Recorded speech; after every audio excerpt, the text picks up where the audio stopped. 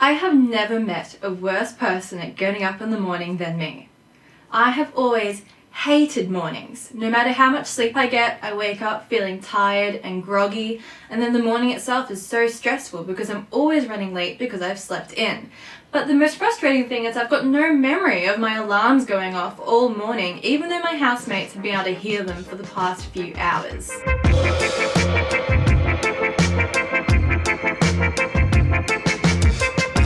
The reality was that I was snoozing for about 2 hours every morning, and snoozing is completely wasted time. When your alarm is going off every 8 minutes like mine was, you're not falling back into a proper sleep cycle. You're just stuck in limbo between being awake and being asleep, and that's why you're waking up feeling groggy in the morning. I was well aware of this, but still I couldn't change it. I had absolutely no control of being able to get up in the morning with my alarm. I've been trying to change this about myself for the past as long as I can remember. I was late to high school every day. I was late to uni every day. If I try and grab coffee with somebody in the morning, it's going to be in the afternoon. I have to work a night job because otherwise, no matter what, I'm going to be late because I've slept in, even if it starts in the early afternoon. Sleeping through my alarm every day was so frustrating because I felt like it was the only part of my life I couldn't control. With the rest of my life, I was really hardworking and motivated and diligent, and I couldn't understand why that wasn't being applied to waking up in the morning. At night, I'd be so excited for the next day ahead. I always make a to-do list, and I'd be really looking forward to waking up in the morning and getting all those things done.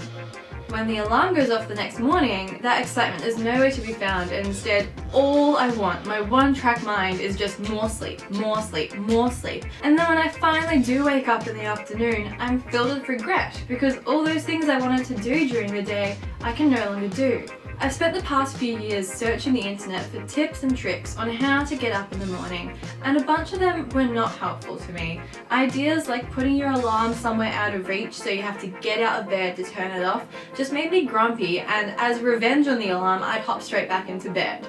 If I did manage to get up, I'd be in a sour mood for the entire day. As I already said, I was writing a list of stuff to do. I was really excited. I had reason to get up in the morning.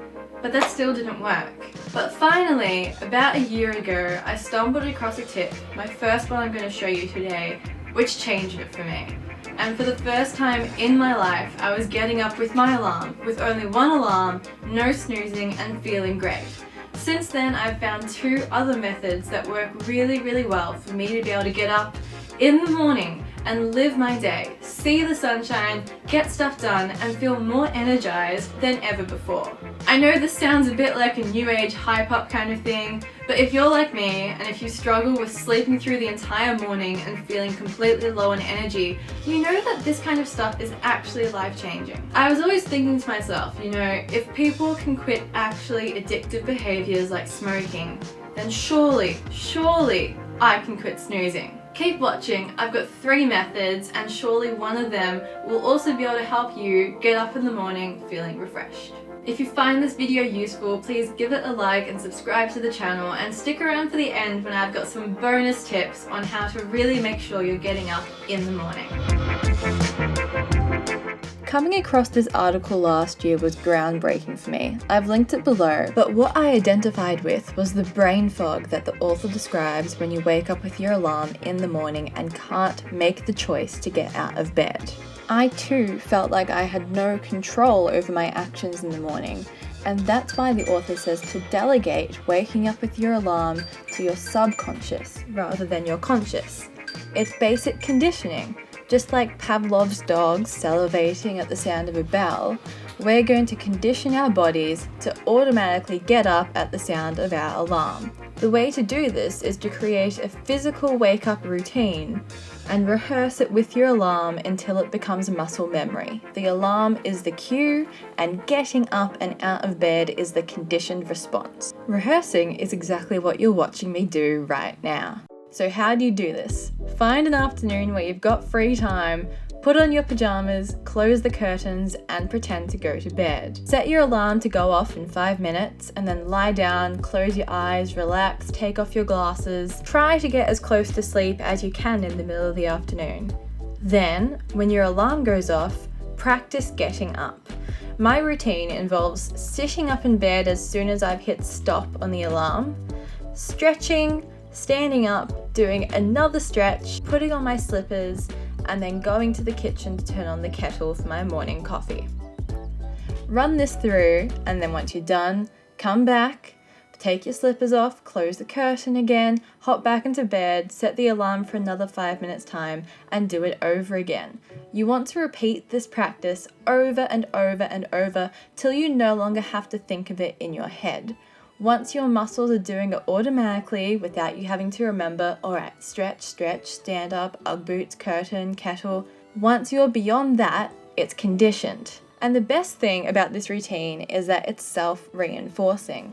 Every morning that you get up and practice this routine with your alarm is another morning closer to forming a habit. Your current morning routine, whether it's snoozing non-stop, lying in bed staring at the ceiling, or grabbing your phone and scrolling through Facebook, that's a habit that you formed through practice and repetition. Conditioning your body to actually get out of bed is a new habit that you can form through practice and repetition.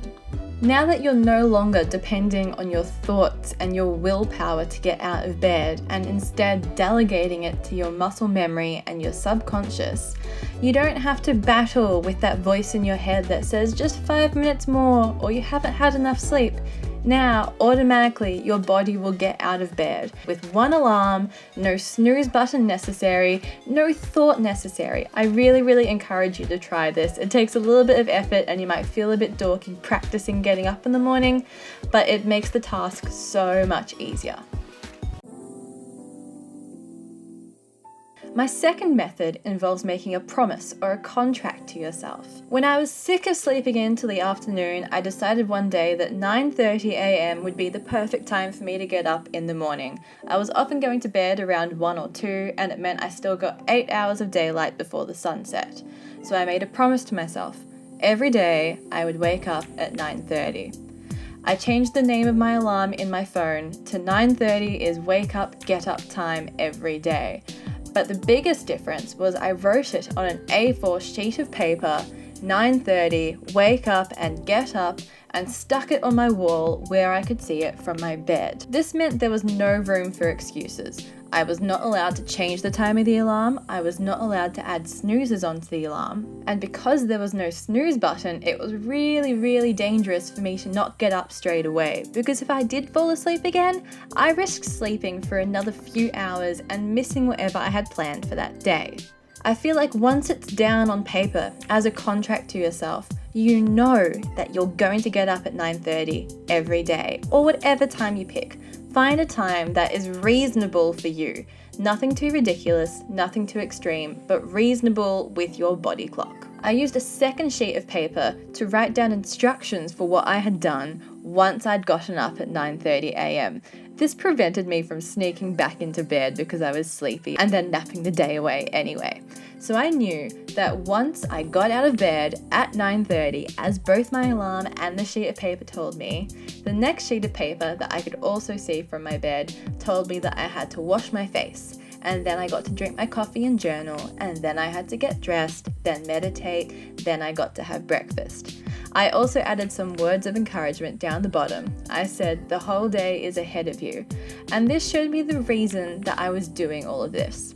Now when my alarm goes off in the morning and the voices start telling me how much they need to stay in bed, all I have to do is look up and see, no, I have to get up, and then I have to do these things, and this is why I'm doing it. Every day that you get up at 9:30 makes it easier and easier to do it the next day. Alright, this one is a little bit wild. I reached a point where the previous two methods weren't working for me anymore, and I was just falling further and further down a hole of despondency about never being able to get up in the morning. So I did something extreme. Now, I don't mean that I cut my hair in a ridiculous style or moved cities or adopted a snake. I mean, I got up at 6 a.m. And this worked for the novelty of it. If you really want to kickstart your way of waking up in the morning, do something that is completely unimaginable to you. As a devout night person who hated mornings, getting up at 6 a.m. for my own reasons with absolutely nothing on was completely ridiculous to me.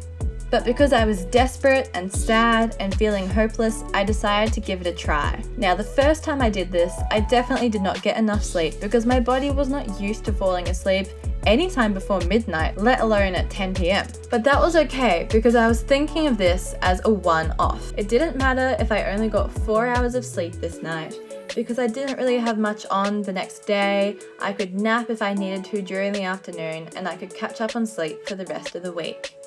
Therefore, when the alarm went off at 6 a.m., the voices in my head that were saying I hadn't had enough sleep, I already knew that. I told them to be quiet, I was getting up, and I'd serve them later on. I also created a rewarding morning routine to guide me through these early hours and make it all worthwhile. Every night before I go to bed, I write a checklist on the sticky note next to me. A lot of these things are habits that I'd love to do every day, but previously I felt like I didn't have the time for them. Now that I was getting up at 6 a.m, long before I needed to do anything, speak to anyone, or exist in the world, I had time just for myself to enjoy these activities. And what do you know? This morning routine actually made getting up at 6 a.m. worthwhile. After the first day of doing it, even though I felt tired, I felt great. And guess what? The following morning, I got up at 6 a.m. again.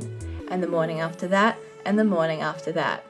Now, 2.5 months later as we speak, I still get up at 6 a.m. multiple times per week and know that I can do it whenever I want. I've shifted my entire body clock a few hours earlier. 9:30 is now asleep into me, and I'm managing to do the habits that I enjoy every single day. So I dare you to pick an extreme time to wake up. Pick a time that you've never recreationally gotten up in the morning before. Design your ideal morning routine and live the morning that you've been dreaming of. If it doesn't work out, it's one day in your life that you've had not enough sleep and you can go back to a different method, or you can just go back to sleeping all the way through the day. But I bet you once you get up early and do everything that you want to do, you'll become addicted to the early starts. I now consider myself a morning person. I love getting up before the sun. I love watching the streets slowly come alive as the businesses start to open. And I love having so much time all by myself in the morning to do the things that I love and always thought I didn't have time for. So find a novelty.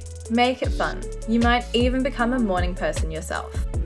So those were my 3 methods for getting up with your alarm in the morning, and so now I have some bonus tips. All 3 of those methods, the conditioning, the habit, and even the novelty aspect, can be combined to make getting up with your alarm absolutely foolproof. Another really important point is don't give up and do not beat yourself up if you sleep in. Even despite having all these tricks up my sleeve, I do from time to time still sleep through my alarms or still fall back into snoozing, and then what do you know, it's the afternoon and I've done nothing again. But the best thing you can do for yourself when this happens is just get out of bed, get on with your day, and make sure you set yourself up to be able to get up in the morning tomorrow. Another pro tip is refresh your morning routine every month or so. If you're anything like me, even with these 3 methods, I find myself starting to inch back into laziness after a month. The way to prevent this is to change things up. Change the sound of your alarm. Change what you listen to as you fall asleep. Change what you do first thing in the morning. Maybe you're going to drink tea instead of having a coffee. Maybe you're going to run before you have breakfast. Just change it up, keep things exciting and fresh, and then you'll never fall back into your old ways. Now, it's really important to still make sure you're getting enough sleep. You need 7 to 9 hours every night, but if you're too compulsive about it, just make sure you're getting that amount of sleep most nights. I think a large reason why I was often snoozing or sleeping in was because I thought I wasn't getting enough sleep. I had it drilled into me that you need 8 hours of sleep every night, and so if I accidentally stayed up a bit late the night before, I'd make excuses in the morning to sleep in because I needed it.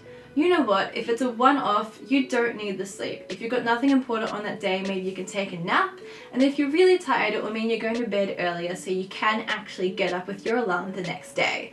So try for an average of 7 to 9 hours sleep per night, but don't be too strict on getting it every single night. And my final tip is no matter what, do not snooze. Resist the snooze button. Do not put on multiple alarms. Trust me, once your body is conditioned to it, you can get up with one alarm and you will feel more refreshed than anything else.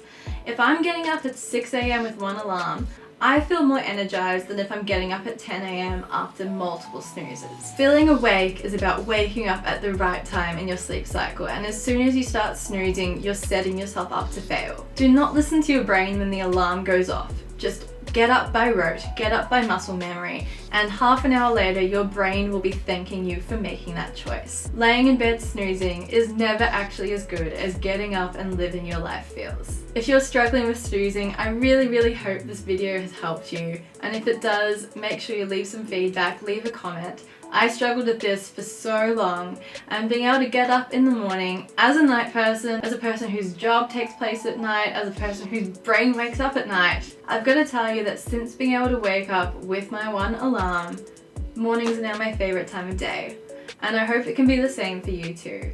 If this video helps you out at all, please leave a comment or a like, subscribe if you'd like to see more creative lifestyle videos soon, and in the meantime, I hope you get a good sleep and a really good morning. Thank you so much for watching.